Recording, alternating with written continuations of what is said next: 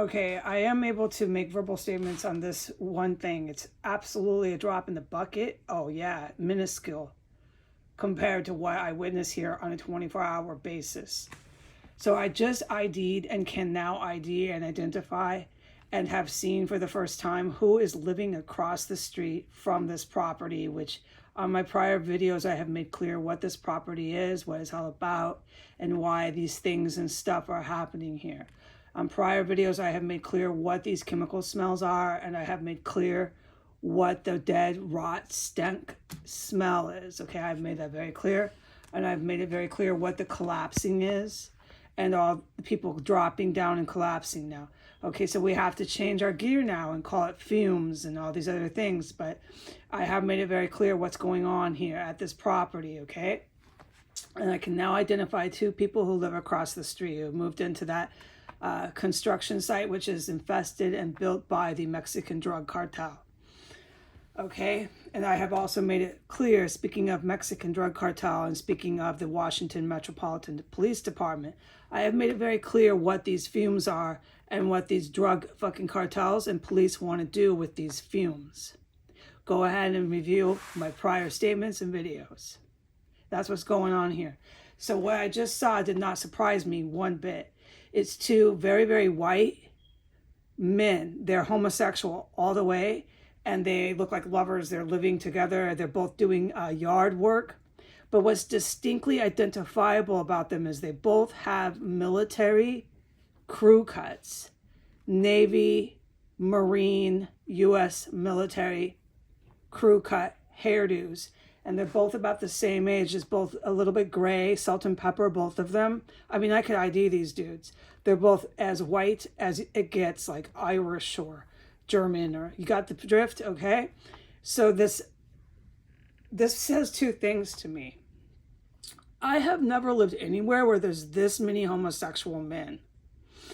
And I would mean this if I sat at a coffee shop or if I sat at a play park and talk to the neighborhood moms and people in the neighborhood. I would say Washington, D.C. is like one big gigantic Castro neighborhood.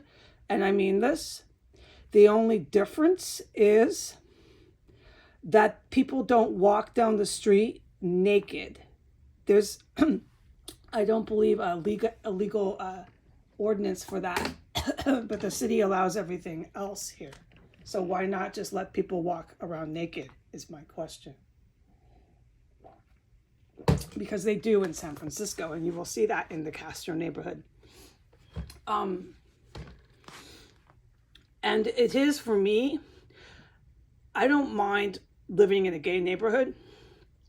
I don't mind it at all, but the gay people that I have experienced here in DC are fully aware of my presence on the porch, are fully aware of all the things I have witnessed, and are fully in support of the cannibalism and everything else I have witnessed here. They are in support of it, not of me surviving it. It is clear for me to say that on the Instagram live video, what you are seeing is cops standing next to and supporting an active and bona fide proven cannibal. The 2 here engage in cannibalism, and I have witnessed that. I've described it enough, and there have been officials in here and so on and so forth, good military, I call them. They're in here. I'm not going to get into it, how they're in here. I have. Why don't you review my videos? All right, do me a favor and just go review my videos if you're wondering what I mean. I've made it fucking clear to the best of my abilities, because most of the time I can't talk about anything they're doing. Okay, so you have sitting, badge-carrying, official military members who are good, who do not support cannibalism or any of the other things and stuff I have made clear they do here. And then you have the city who does support it. They support the most barbaric shit in here. And I have witnessed, and this is my life experience, a great number of that city's population was white, homosexual men. And they would walk by, and I will never forget these things, and just hiss and viciously viciously degrade me. Just vicious men. And now there's two more who have military, Marine, Navy crew cut hairdos, who are both in their late 30s, early 40s, living together in their yard.